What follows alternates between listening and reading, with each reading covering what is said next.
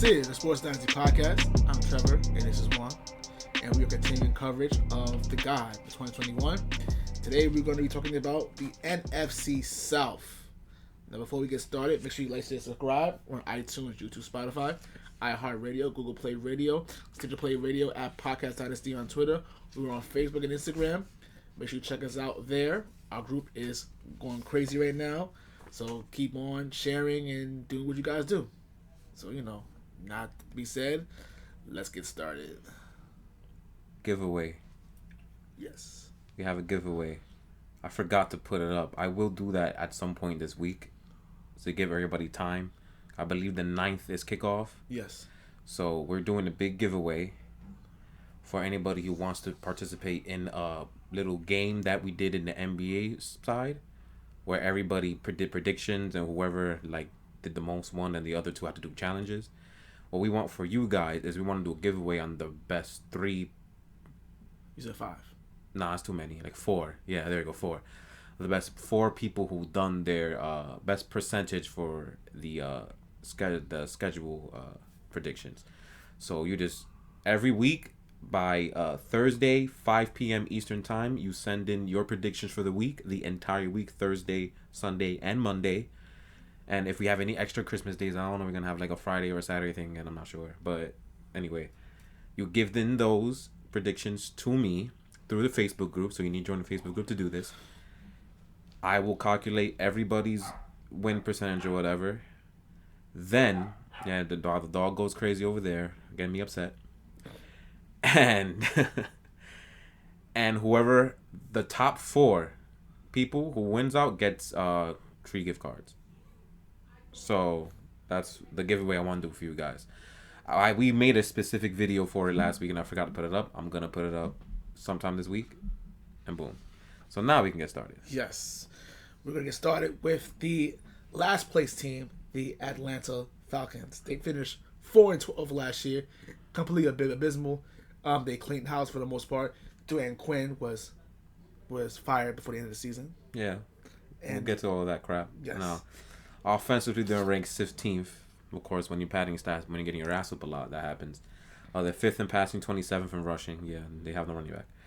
Defensively, they were 19th, kind of surprisingly, but they were dead last in passing and 6th in rushing. So that's completely inflated. Yes. The key additions of the Atlanta Falcons happen to be quarterback A.J. Mccarron.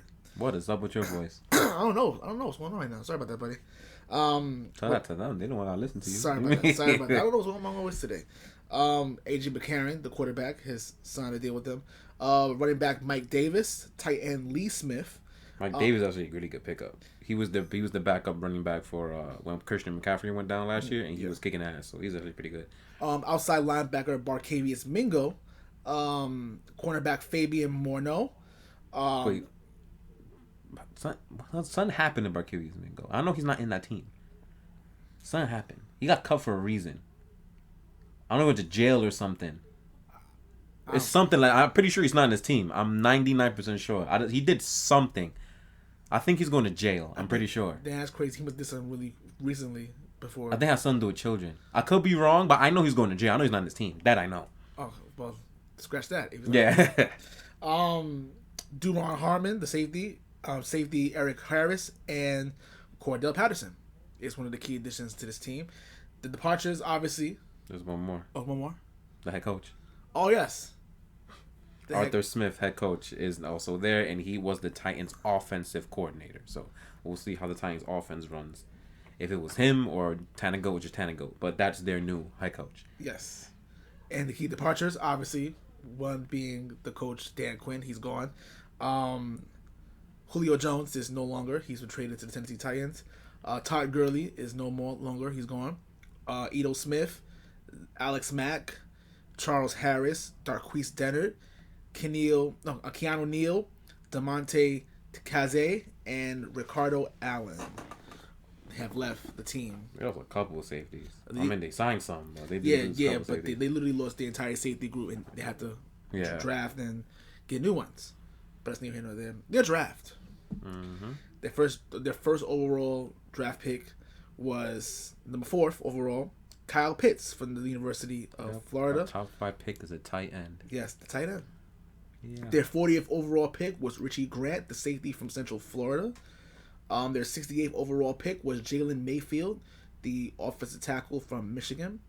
The 108th overall pick was Darren Hill, the cornerback from San Diego State. 114th overall was Drew Dalman, the center from Stanford. The 148th pick was Taquan Graham, the tackle from Texas.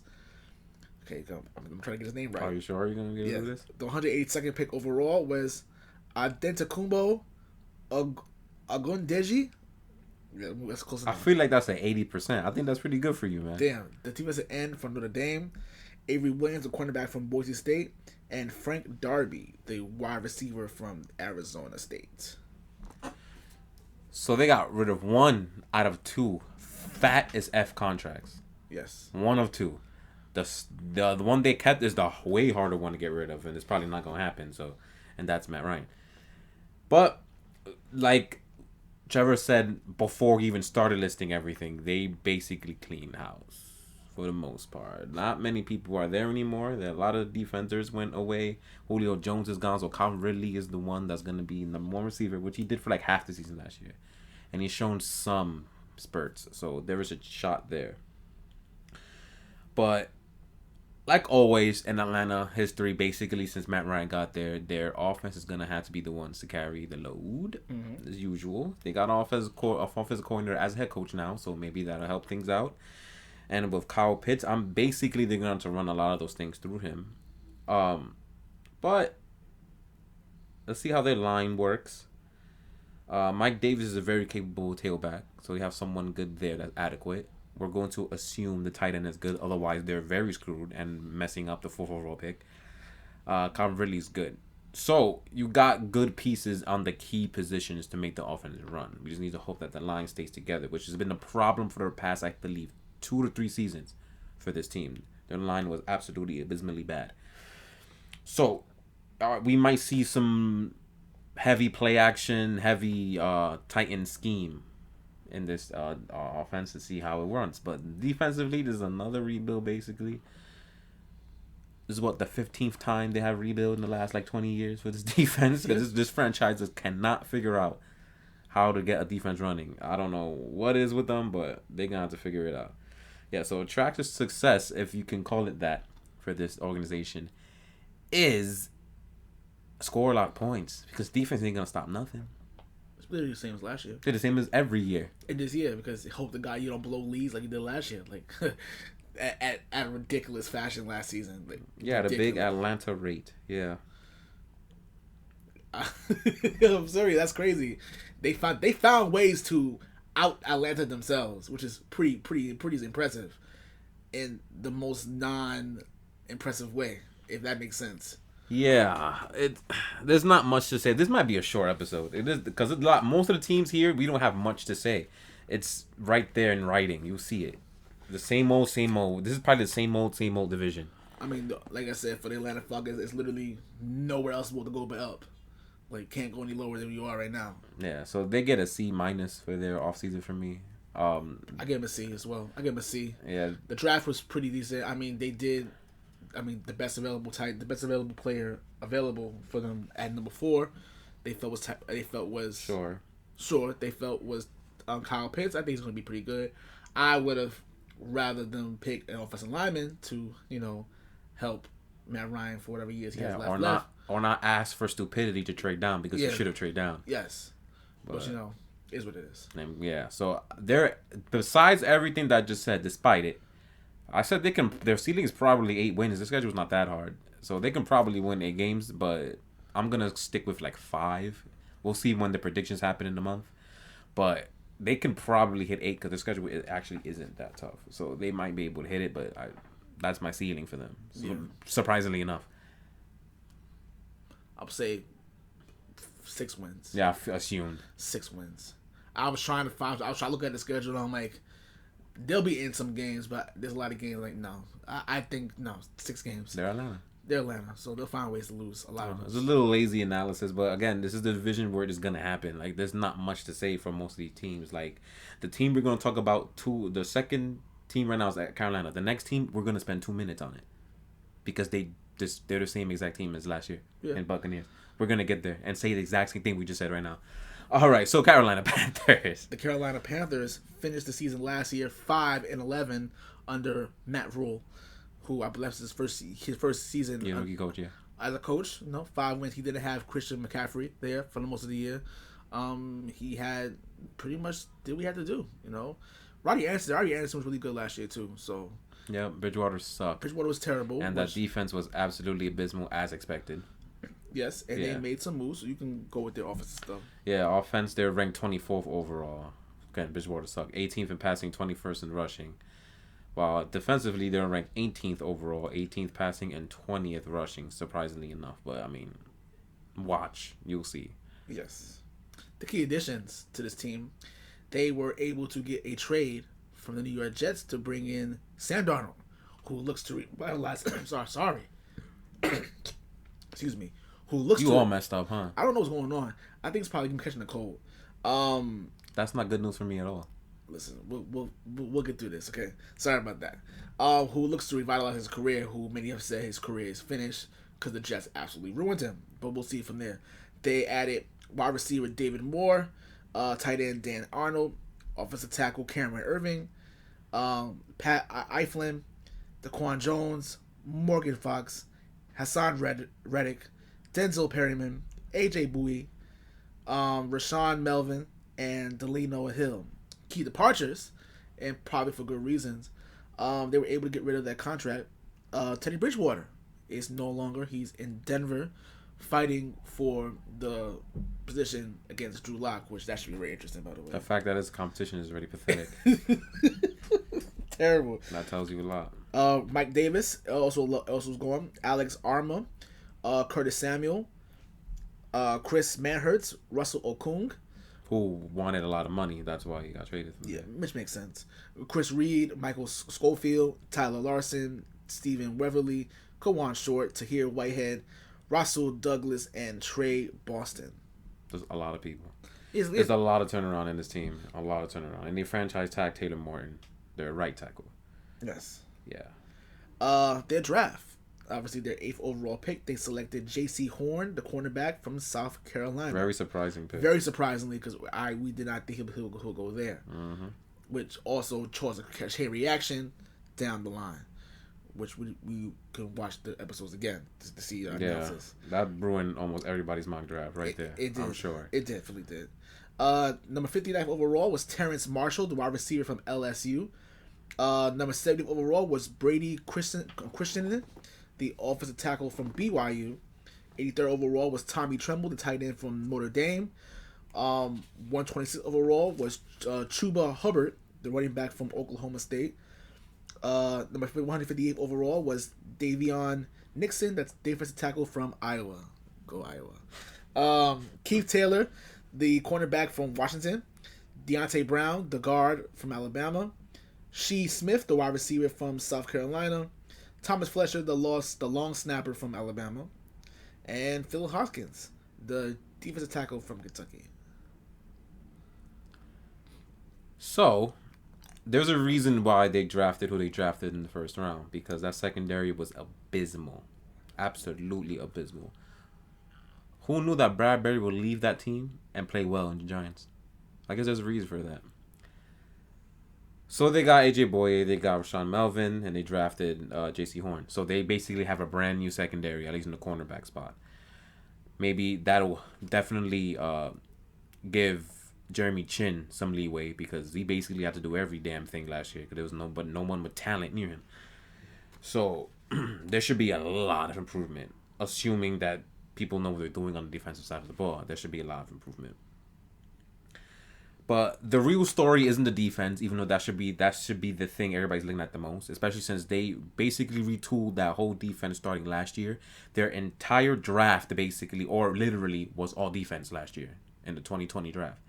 So they're all basically all second-year players and so forth. So we'll see how that develops going forward. If we see a big jump for them this year, then this team is going to be a small problem for the 3 wildcard spots in the NFC. Now, the story isn't that. The story is offensively. They have a new quarterback. Since Teddy Bridgewater experiment was a big bomb. Yes. Yeah.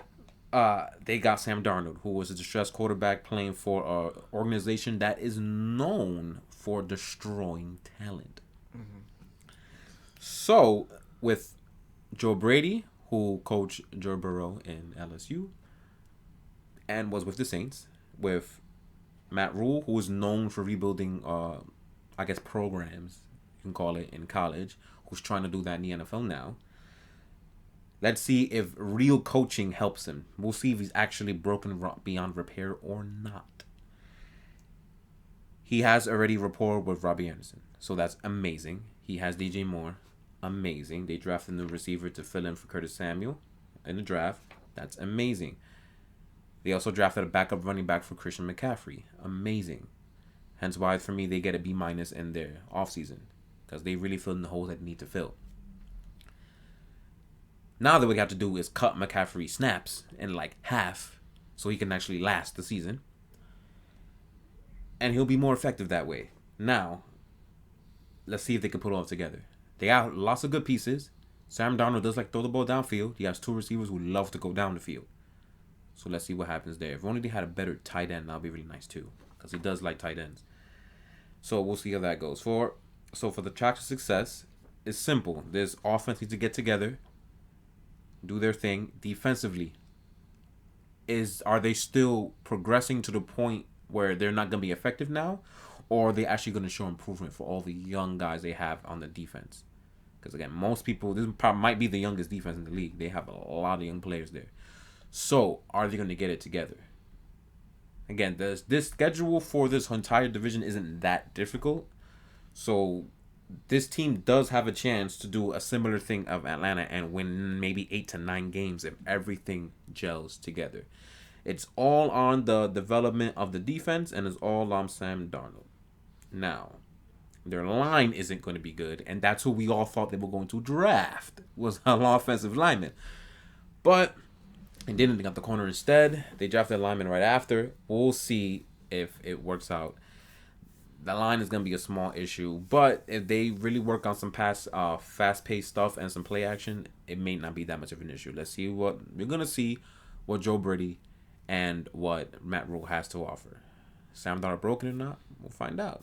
I think he still got talent. I think he had this a chance, and I do love this coaching staff, so I think it's going to be fine. Hopefully, the guys up front don't ruin it. I agree. I believe Sam Darnold still has a chance. People say, "Oh, he's finished." I'm like, I don't think he's finished yet.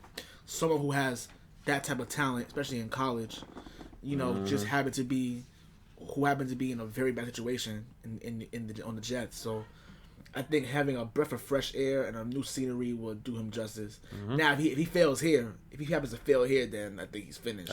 That's it for him. He's a career backup from now on, basically. Yes. But other than that, I still believe in him. I think the fit is good, and we'll see. Yeah, we'll see. That's all we can say about them. All right. Tampa Bay. This will last, 2 minutes maybe? Yes. I literally have one page for them. Literally one page. This is Tampa Bay. That's it. The Tampa Bay Buccaneers finished 11-5 last season, obviously winning their second Super Bowl in franchise history over the Kansas City Chiefs. Mm-hmm. They were third in offense, second passing, and 29th in rushing. They were 8th in defense, 21st in passing, and 1st in rushing. The rushing one showed. No one literally could run this team. It was impossible. So, yes. And that's with VVA being out. So, well, the only key addition they've added was Giovanni Bernard. And the only noticeable key departure was AQ Shipley. Yeah, offensive lineman, who I don't even think was good. So other than that, they have retained everybody, and they got a franchise tag on Chris Godwin. Yes, so obviously their offensive grade obviously is an A because they literally retained everybody from the Super Bowl team. Literally everybody. Yep, except this time they have a training camp and they have preseason and they already have continuity. Yes. So, that's scary. Tom Brady may go for his eighth. Try to go for his eighth. This man's just unbelievable. Eighth. What? That's unheard of. In any sport, that's not Bill Russell. What? Or Yogi Berra in baseball. Like what? George DiMaggio. Yeah, that's a lot. Yeah, that's unheard of. That's literally an upper echelon of super Hall of Fame talent. Gee, God goodness. The draft. They selected on 32 overall Joe Tyron, the defensive end from Washington State. They also got Kyle Trask, the quarterback from Florida, Robert Hainsley, the offensive tackle from Notre Dame, Jalen Darden, the wide receiver from North Texas, KJ Britt, the linebacker from Auburn. I like that pick a lot, actually. Chris Wilcox, the cornerback from BYU, and Grant Stewart, the linebacker from Houston. I think this draft, for the most part, they drafted very well. I really, really like the KJ Britt pickup from Auburn. I think he's a really good linebacker. I like watching him when he over there. A lot of the SEC games I watched over there. He was really pretty good, pretty decent. So I like the pick there. Yeah, I give it a B. You see how I'm acting? You see this? See my demeanor? Yeah. What do you think track says are? Do it again. Let's do it again. Literally do what you did. That's it. There's no real hole in this team. Hence why they were able to draft freely. Those are some of the best drafts you can ask for. Yeah. If you could just draft whatever the hell you want because you have no holes. It's insane. And you have Kyle Trask, the quarterback from Florida, who's literally going to sit behind and watch the greatest quarterback that ever lived. The greatest player ever. Yes. That ever lived. You know, to learn from him. I think it's the future's Raiders. It's actually bright. He was pretty decent in college too, Kyle Trask. So, you know, under the radar, but you know he's pretty decent in Florida. So, I think we have two people that are gonna interview about this team. They're gonna take over this entire segment. We don't have to say anything. There's nothing to say. To be nice, I said that the ceiling is 13-4. Low key, that might be what they get. Depends how much they care. That's it. It's New Orleans. Yeah, the New Orleans Saints. Like, that's it. Though they finished number 1 in the division, their playoff success once again was laughable, and once again lost in a heartbreaker. You remember the time when they swept the Tampa Bay Buccaneers last season? Remember? Two blowouts. Yeah. Tom Brady didn't like that, so they ended up losing to the said Tampa Bay Buccaneers, the defending Super Bowl champions, in the divisional round. They were 12-4 last year, and they thought that, hey, we beat Chicago in the first round, which was a very unconvincing win, by the way. It really wasn't. It was very, very underwhelming win, honestly. They easily should put a 50, and they didn't. Yeah, so, and they didn't. Everybody, I think, knew in their mind what's going to happen next week. Yeah. Their offense was 5th, 19th in passing, which showed. I'm surprised it was that much. I thought it was less. And 6th in rushing. Mccarron was that guy. 5th overall. They're probably the most balanced defense. They were 5th in passing and 4th in rushing. They were absolutely sensational defensively. Unfortunately, it was wasted because their quarterback couldn't throw past 2 yards. Yes. Yeah. Their offseason grade is going to be an F, by the way. Oh, yeah, definitely. Especially what more has happened after the fact we did our research. Right. That's what I'm saying. We knew it was before that, right? And mind you, they were in over $100 million in debt, by the way. I think before free agency. Yeah, they were. Literally over. Yeah, that's just unheard of and terrible. Anyway, their key additions. But yeah, let's start with the departures first, because the additions really doesn't matter. Yeah. The departures they've lost. Drew Brees finally have retired. He's a first ballot Hall of Famer. We're gonna see him in Canton 5 more years. Mm-hmm. Fullback Michael Burton is gone. Emmanuel Sanders went to Buffalo. Jared Cook is no longer. Nick Easton. I don't know where he went. I'm sorry. Trey Hendrickson, Sheldon Rankins, Malcolm Brown, Alex Anzalone, Quan Alexander, Janoris Jenkins, Ken Crawley, DJ Swimminger, and Thomas Morstead. They got rid of Thomas Morstead, dude. That's how broke they were. They got everybody. Thomas Morstead. But the money, even though they were over $100 million in debt, first of all, let's just be clear. If you were playing Madden would have made you retire as the owner because you can't be that much under a certain amount anyway. So it would have been over for you. But they were able to salvage somewhat, and they acquired Alex Arma, the fullback, tight end Nick Vinette, and defensive tackle Tona Cass. I'm not gonna say this name. Yeah, his name is, but he's actually decent. Yeah, he's actually a decent player, so he should take over Sean Rankins' snaps. But yeah, they franchise tag Marcus Williams somehow. I don't know how they did it, but he did. But you know what's good for them Saints fans? At least you were able to have Taysom Hill, $100 million man. That's your guy, right? Yeah, with almost. I can't say that on camera. With Michael Thomas being what he is, doing what he's doing, you're not gonna have him for a little while either. Yeah. So, what are we? well, we forgot the draft, their famous draft that I think every single person hated. Oh yeah, it was terrible. Peyton Turner, the defensive end from Houston. Pete Werner, the linebacker from Ohio State. Paulson Adebo, the cornerback from Stanford. Ian Book, the quarterback from Notre Dame. What were they thinking? They're right there. I don't even know who these people are, to be honest. What were they thinking? Landon Young, the offensive guard from Kentucky, and Kawan Baker, the wide receiver from South Alabama. This draft was terrible. I give the draft an F. Draft was terrible. Absolutely terrible. Like, you didn't address anything whatsoever. And then it's like, you have James Winston, who signed last year. He's there for another year.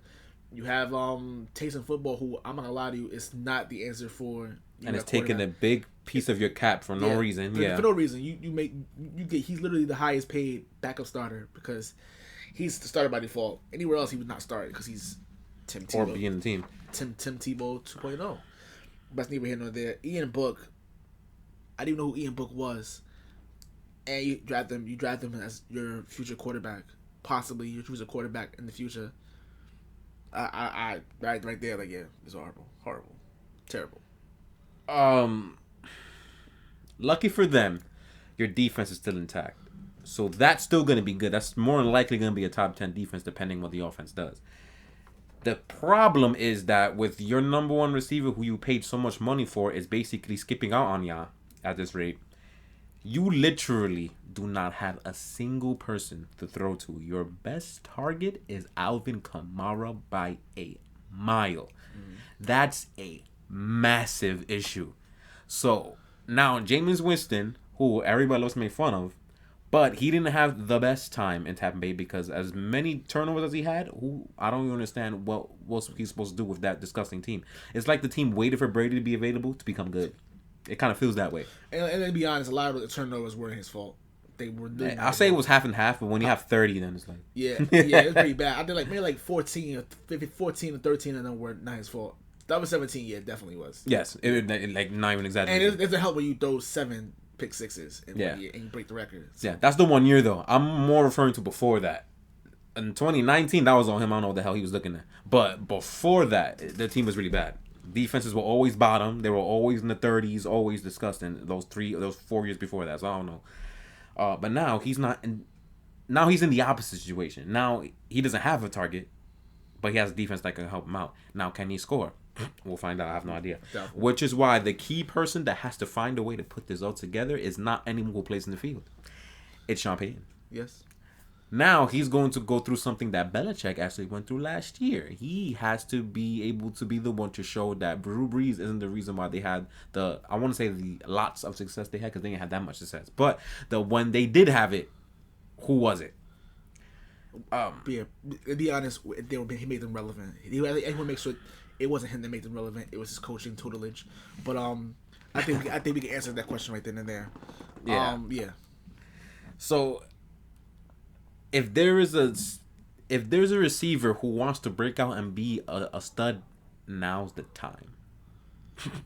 Figure it out, because if not, this is going to be a sad thing to watch. It's gonna be bad. They have no tight end and no receiver. Like, this is go look at the depth chart. You think I'm kidding? I'm dead serious. Kawan Baker, who was the 7th overall pick in their draft, more than likely could possibly make the team. Because you're so thin at wide receiver. He may make the team. That's how bad it is. So their receiving core is by far the worst in the league without Michael Thomas. By far the worst. With Michael Thomas, they're still like bottom 5 somewhere. But and he wants to leave. Yeah, he's busy. Yeah. So good luck. That's what the key. The key is Champagne. Can he somehow make an offense that's going to be able to function enough for them to win some games, whether it's through prototypical passing from Jameis Winston or you're going to make some stupid rushing package for Taysom Hill. Whichever one, good luck. Cool. At this point, I will almost vote for the Taysom Hill one, because at least you don't have to throw that much. Hey, Taysom Hill, he can play tight end. Let Jameis Winston throw to him. I joked about that yesterday. Might as well. All serious, if you're gonna make Taysom Hill quarterback and do that little rush scheme, because what else? Because we saw some of it last year. So what else can you lose? Because with Winston, he has no one to throw to. So I don't know what you're gonna do. To be honest, yeah, that's it. Because the defense is gonna be fine, but the offense could be so bad that it brings the defense down, and that's what the fear is. That should be the fear for New Orleans fans. Yeah. You just need your offense to be competent enough, and the defense can win you some games. So that's why, to me, their ceiling to me is 9. I don't see them winning no more than 9 games. 9 games? Yeah, because the defense is that good. And if they find a way to move the offense enough, they can win 9 games. But that's their ceiling. I had them at 7 and maybe 6 games. Yeah, the schedule, I don't see how their offense can't score. They'll be able to score points. Yeah, because they're number 1 in the division. They got to play like Green Bay. Yeah, you got to play the who won the division? Seattle? Yeah, Seattle. Seattle. You got to play the Washington, who was a ridiculous defense. Like, good luck. You know, like they do have some tough stuff. Yeah, got to play Buffalo. Got to play New England. Yeah, got to play Buffalo and Miami. That whole division has defenses. Even the Jets. If you watch. Oh no, that's the next episode. My bad. The next 2 episodes. Well, the Jets should move up on defense, so that might be 4 defensive teams you have to play against. It's a problem, dude. Yeah, the open schedule is Green Bay, Carolina, and New England the first 3 games. You get a small break with Carolina. Yeah. Green Bay, who has a good defense, and New England, who should have a good defense. Yeah, it's gonna be bad. Yeah, but I'm still going with 9. Again, the ceiling. It's not my prediction. It's the ceiling with the highest they can go. It's 9 games. It's gonna be the same way New England Patriot fans dealt with last year. You're gonna deal with the 2 New Orleans Saints fans. Yeah, that's what it sounds like. This is your year. And they're also, as much as I'm praising their defense, they're also thin depth wise. So if somebody gets hurt, good luck. Mm-hmm. I can't wait. Football is almost here. I think you can't wait for their misery. I'm like, that's bad. Oh no! If I was a Falcons fan, well, week 3, yeah, I can't wait for your misery. But otherwise, yeah. I know Falcons fans is loving every minute of this. Why? They can't capitalize from this. Listen, but they hate the Saints. I know a lot of Falcons fans that hate the Saints. They don't care if they're bad, as long as the Saints are bad too. But they're used to being bad. This is the Sports Dynasty Podcast. I'm Trevor, and this is Juan, and we are continuing our guide, the 2021 Fan Invitational. And today we have Corey with us, diehard Saints fan Corey with us. How you doing, buddy? I'm doing fine. How are you? I'm doing good. So this is pretty much going to talk to you about your offseason, your point of view for your offseason, your point of view of how you guys did in the draft, and your expectations coming up for the upcoming season. So, a lot of things have happened, so we're going to start asking questions right away. Yep. So we're gonna just go straight to the elephant in the room. Drew Brees is gone. He left. So let's go straight to your quarterback thing. What do you think about your quarterback room? Is there a controversy in your eyes? Who would you prefer? I want to see in preseason who can basically show out the most. Basically, Who can make the most chunk plays, who can basically show me and the rest of the Saints fan base who can be the most accurate and lead us to a Lombardi trophy at the end of the season. Whether it be this season, probably not this season, we'll get into that later. I don't have expectations for that because we lost half the team, but and who knows? Everybody's saying Jameis Winston or Taysom Hill. We drafted Ian Book. We'll get into that later too. In the draft. Oh yeah. Maybe I've heard good things about him in practice. Maybe he'll come out in preseason and shine, and who knows? He might beat out both of them. So, what about you personally? Do you have a preference yet?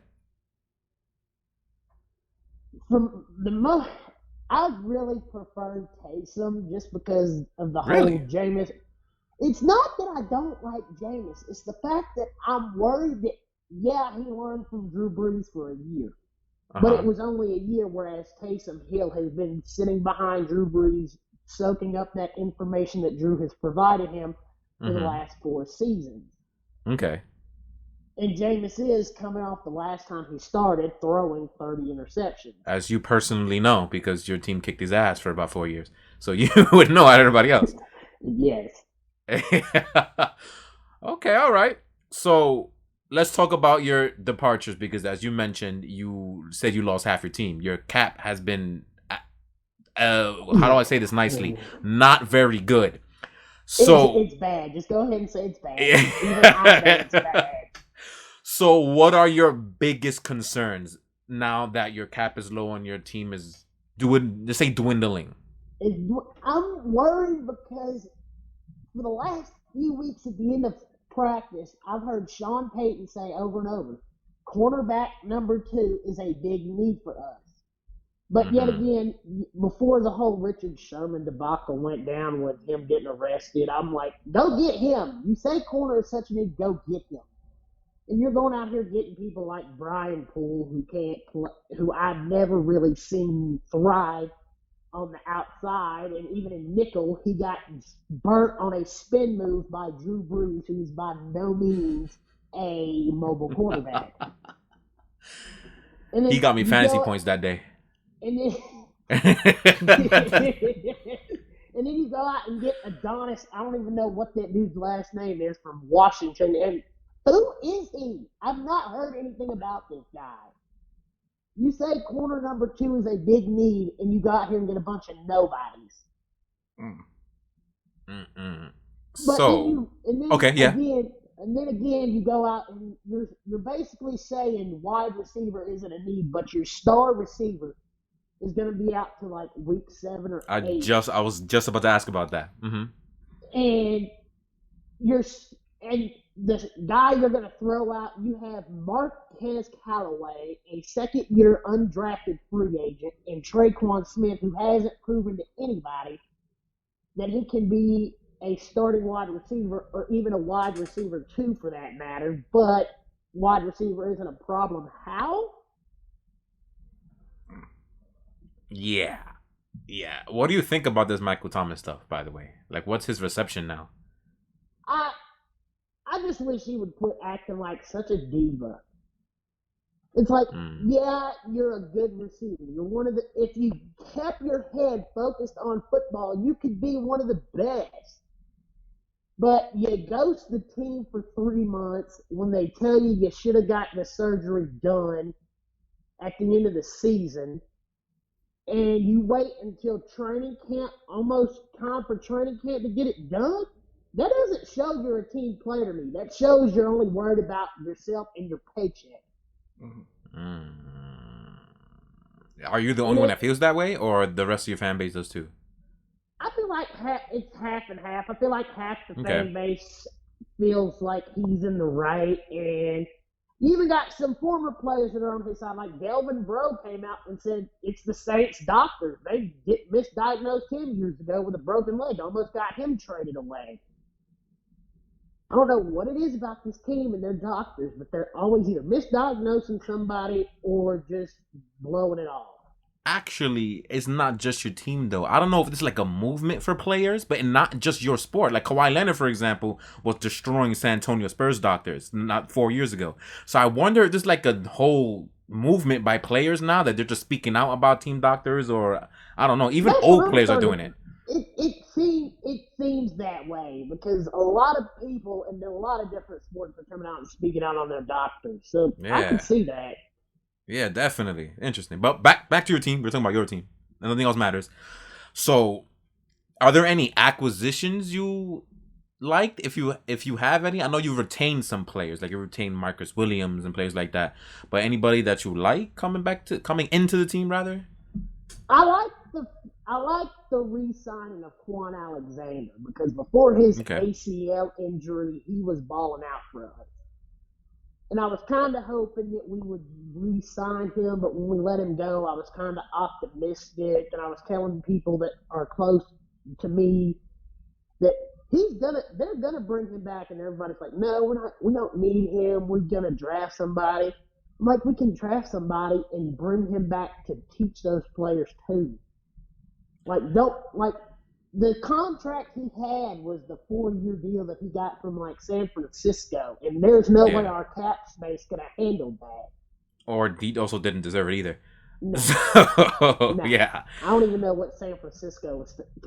I got San Francisco friends, and I don't think they're gonna like what I'm about to say. But what were they thinking with that contract? Yeah, it shows that not every GM is perfect. As good as John Lynch has been, there's been some blunders. I'll say that he's been a good GM, but Quan didn't deserve that. Yeah, they did not. So you mentioned your draft. It's kind of wide regarded as probably the worst one out of all 32 teams. Do you have anything to say about that? Or if you don't agree with that, let's defend it, if you can. Oh, no, I'm not going to defend it. I would wholeheartedly believe that. Because I'll say this. Me and my stepmother are the big Saints fans. And I call her every draft. And I call her when it's close to our pick, and I'm like, okay, we should take a corner here. Yeah, Greg Newsome and J.C. Horner off the board, and a lot of the other top corners like Patrick Surtain are off the board. But Asante Samuels Jr. is still on the board. We need a receiver too, so we can take Paris Marshall too, or take any of the other top players. Who in the world is Peyton Turner? I don't know. And I'll say this. I've made some bad draft takes. Like, I was the one that was throwing stuff when we drafted Alvin Kamara because I didn't even know who the hell he was. I'll be honest. Saints fans can roast me for this, whatever. I was mad about the Kamara pick until I saw what he could do on the field because I'm like, you just signed Adrian Peterson. Oh, yeah, it was that. It was 2017. Yeah. But I'm like, we need a corner and we need a wide receiver. But you're going to take a defensive end from Houston. I mean, I don't even remember who was on the, and we needed a quarterback too. Because I don't think, as much as I like Taysom Hill, he might work for a few years until teams figure out how to stop him completely. But why would, there's all these quarterbacks out there, and you wait till the 4th round and take Ian Book. And another thing that gets me about these draft classes that we have, I'm about tired of Mickey Loomis and Sean Payton and this man crush they have with Ohio State players. You're in the state of Louisiana. LSU is like 30 minutes right there, to an hour and a half down the road. And for some reason, and I'll say this, I'll back it up to the 2020 draft because I wasn't happy with that either. You have multitude of players from a team that just came off with one of the greatest college football teams in history. And you don't take not one player from that team. That should tell you a lot you need to know about the Saints front office. That's crazy. I didn't think about it that way, but it's true. Like, I was looking at your draft. The last pick, the final pick they drafted in the 7th round, Kawan Baker, right, the wide receiver. Now, normally, 7th round pick usually don't make the team, since the wide receiver core on the team is so underwhelming to say the least. We'll go with that. He may actually make the team. He might, and it's sad to think about it that way. That a 7th round pick at wide receiver, no offense to Marcus Colston, I still think he's one of the greatest wide receivers to never make a Pro Bowl. No, Marcus Colston was really good. Really good. No, he was really good. Coming out of the 7th round, but I don't see Kawan Baker being the next Marcus Colston. I don't see it. Nah, that's crazy. But what is your take on your point of view of the state of the NFC South? The Tom Brady and the Buccaneers to win a championship there. Atlanta starting to retool the offense now, as far as on their side of the ball, and Carolina have a new quarterback going on. What's your take on the state of the NFC North? NFC South. I think it's going to come down to who has it's going to take a lot to dethrone Tampa, because I'll just throw that out. I think Tampa right now, based off of everything the Saints have lost, everything they're poor all season, the poor draft, Tampa is the team in the South to beat. And it's not the question now becomes who in the South can essentially knock Tampa down a few pegs. Can anybody? I don't see Sam Darnold going into Carolina and knocking off Tom Brady in Tampa Bay. Like, yeah, I keep up with other teams in the South. I've heard something like he's thrown 12 interceptions in training camp. Yeah, it's training camp, but it sounds like, I know Carolina fans aren't going to like the joke I'm about to make about this, but it's like he's seeing ghosts in training camp. Yeah, we know what that means. Oh, all right. We were there. We were there when it happened. Oh, yeah, we were. Yeah, we were definitely there. Also, what is there, not counting your division games, is there a game on the schedule that sticks out to you as like, hey, this is gonna be an interesting one for you? Game that stands. The game I really want to see is the game against Tennessee, because it's not, because I want to see how I want to see how we stack. It's not that I want to, how do I put it? It's not that I don't think it's not going to be an interesting game. I think it is, but it's the question of how do we stack up against playoff teams. Like, yeah, we play Buffalo, we'll probably get slaughtered there. The teams that have a shot at the Super Bowl, I basically want to see how we do against Ryan Tannehill, Julio Jones, AJ Brown, and Derrick Henry. I want to see that's going to. And the game against week 1 against Green Bay, that game is going to be a tell sign of how we're going to be this year, because it's going to show me how the defense looks this year, how the offense is going to perform against top-level teams. It's basically that game in Tennessee, week 1, because it'll basically show, are we still a playoff team or are we in rebuild mode? Okay. Interesting. That's some interesting takes there. So, what do you expect then? So, what do you think is going to be your team's ceiling? Not prediction yet. Just what do you think the highest record you guys can get? The highest, I think, is somewhere in the vicinity of 9-8 or 10-7. That's 10-7. You think is the highest? That's the highest I think we can achieve. So then, what do you think you're actually going to achieve? I say somewhere between 7 and 10, or 10-7. We're not going to lose more than 7. You're not going to lose more than 7, or you're not going to. I don't see it, but I do. I feel 7 and 10 because we're not that team that can, like. We're going to have some games where it's going to go back to the Saints before Breeze got there. We're going to be close in some games, and then there's going to be games where we just get our hearts ripped out. Where we think we got the game won, and somehow we just blow it. Okay. So you're saying 7 and 10 is your prediction, pretty much. 7 and 10. Yeah. Okay. That's fair. That's fair. But other than that, first of all, Corey, thank you for taking your time to talk with us. We really appreciate the time you talked to us. You were great. Absolutely. You were amazing. Amazing today.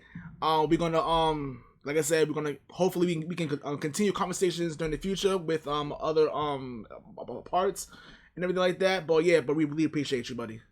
All right, I appreciate y'all having me. No problem, buddy. No problem, bud. All right, we're all set. We are all set. Yeah, we're all set. Thanks, buddy. Appreciate it. Have a good night, buddy. You too. All right. Bye-bye. Yeah, they are. But anyway, other than that is the NFC South version. Short. 30 minutes. 30 minutes, yes. I knew it. Not bad. We will get started with... Wait, my bad. This is before I added the interviews. My bad. So it's going to be longer than that. Sorry. Yes. So we'll start our interviews right now.